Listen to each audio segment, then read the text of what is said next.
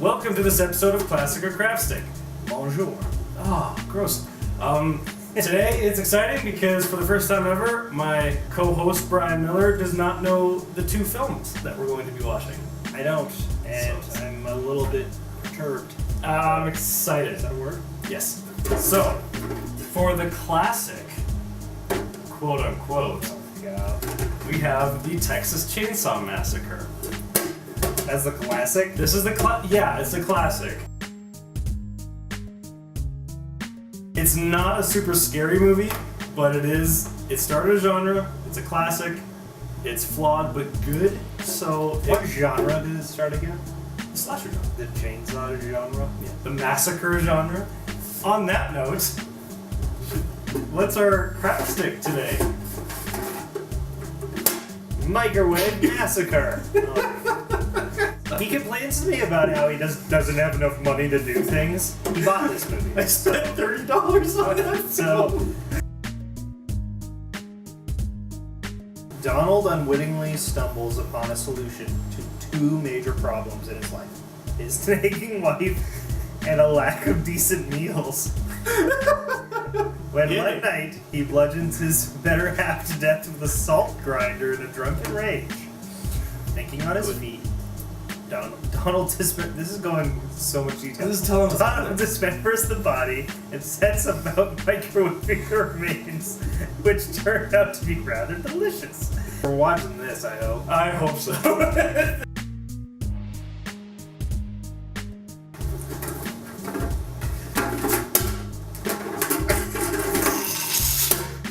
Here we go. I'm gonna pick this for the first time. Alright. I should probably not. Microwave Massacre! Nailed it. Yay! Too many bombs.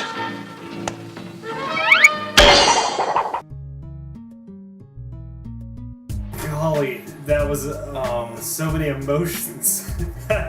So that was weird. That was It might be the most off-putting film I've ever seen. And it made me feel weird the whole time because it kept me guessing, but not in a way that movies want to keep you guessing. No. We were mostly guessing was like, were the people in on this joke that made this movie? That was the big question.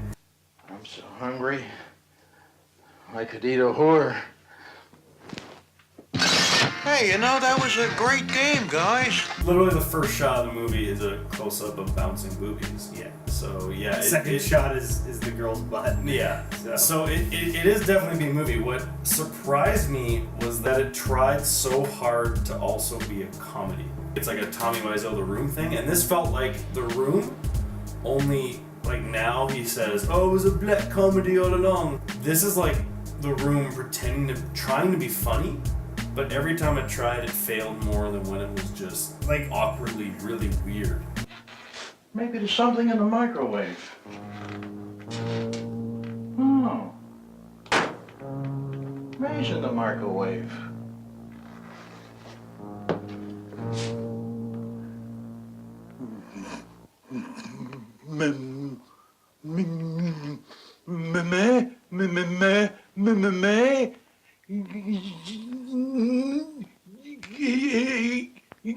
Is in the microwave? Yeah, I feel like the back kind of gave some away of what happened. Like, legendary stand-up comedian and actor Jackie Vernon. I think that the people who made this movie genuinely loved the lead actor as a comedian, and I think that changed so much of the movie when they made it. Because if they would have just made it with just some guy. Well, true, but we were also like during it, we said, okay, this is the worst bad Rodney Dangerfield we've ever seen. Like, he talks at Rodney Dangerfield, he makes endless terrible puns like Rodney Dangerfield, except he has no comic delivery at all, and everything falls flat. And then we heard in the commentary track they wrote it for Rodney Dangerfield. Who No. I think down. when they got this guy, that happened. But like, Rodney Dangerfield wouldn't have been better. He was terrible. I'm sorry to people who like him. You're fucking dumb. Oh no! I don't like him either. No, like But he's better than Jackie Vernon.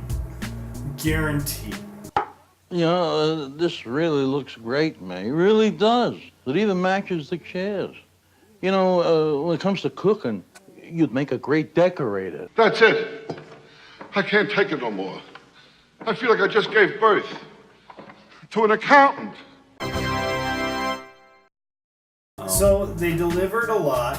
Like they did say what was going to happen on the back here. Yeah, and I expected a lot more microwaves. I wanted more microwave For massacres. such a short movie, every scene was so painfully slow. Yeah. We watched him for like, honest to God, 5 minutes.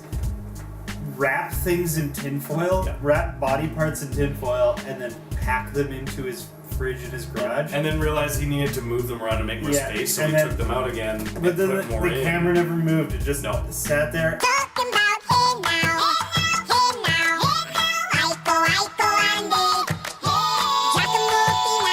Andy, And like those were the moments where I was like, they have to be in on this joke. I don't like I'm wrong for not getting it, right? Like that's how I was feeling the whole movie.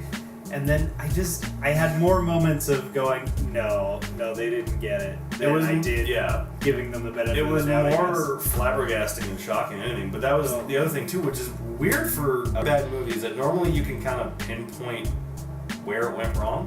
And with this one, like we even said at one point, okay, maybe the editor's the secret hero, and then we'd see a single shot go on for 10,000. Because there was some funny editing jokes. Like, okay, there was one genuinely really funny scene where he's killing a prostitute who he just had sex with on the couch, and he smothers her with a pillow, and then they cut to reaction shots of the different statues around the living room, ceramic and like, faces and going. like a clock and stuff. Yeah. That was actually really funny.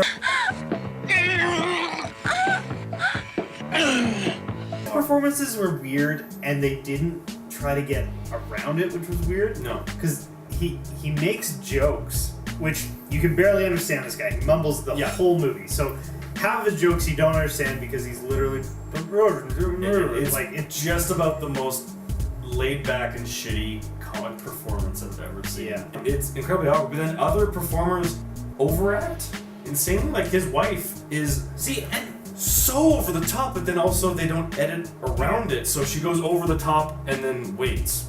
And then it cuts to him, and then he does a laid back thing and then waits. And I honestly think the commentary was telling in that. I honestly think those performances were on purpose. Yeah. I think there was discussions, and they said, no, we are gonna make. Yeah. But the problem was, B movies are just B movies. You just make a B movie. Yeah. But what they did was they recipe carded out a fucking B movie, and they stuck to it. Was that a food pun? Yeah. Right? Well done. So they wrote down their plan of how to make a B movie. Yeah. Instead of just making a shitty movie, they stuck to the plan, and they were too strict with it. And it comes off so weird. Yeah, It's ironic because it has no the plot. weirdest movie I've ever watched. Like, I've never felt like that watching a movie. I may have underestimated May's taste. I never tasted anything so unique.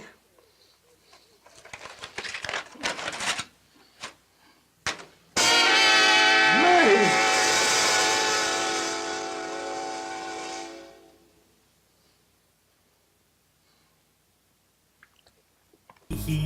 He discovers that he gets sexually aroused by the thought of eating girls after he has sex with them. So the ugliest man in the world Very can easily. pick up whatever woman he wants. And then he takes them back, he has sex with them, and then he eats them. He does that 4 or 5 times. Luckily, they're at least kind enough to the actresses that no one is forced to touch him. In fact, at some point, she's physically pushing There was away one from him. scene where she was actually just like, you could tell she was holding it back like it was acting, but it was really it was the actor she didn't want to talk to. Yeah. They pay off this big ending, so you never hated a movie character more. You can't wait for his comeuppance.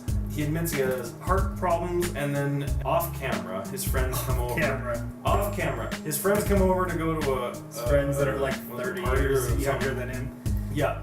They show up, and off camera, he just had a heart attack and died because the microwave is bad for pace. Bad for pace. So they. I still see it. but I still don't believe it.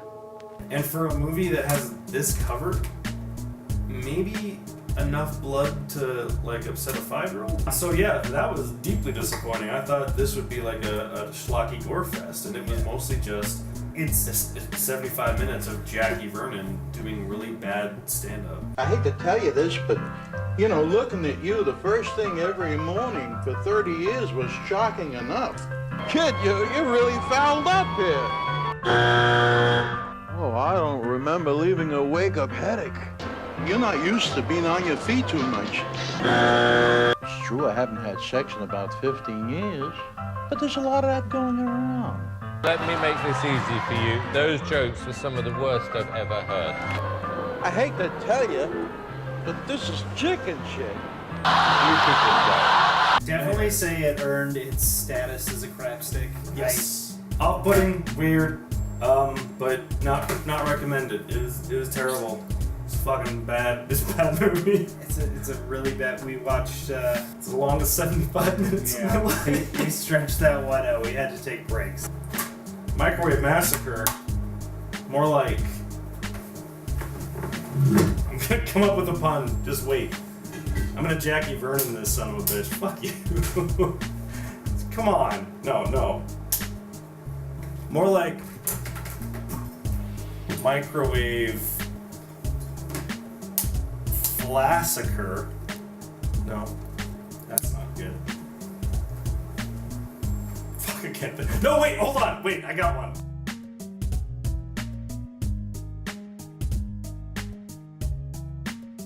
And then halfway through, Alicia came out and said, "It sounds like Frosty." It was Frosty, which will spoil all of your holiday viewings of that now forever when you see him cook and eat his wife. What a neat thing to happen to a nice guy like me.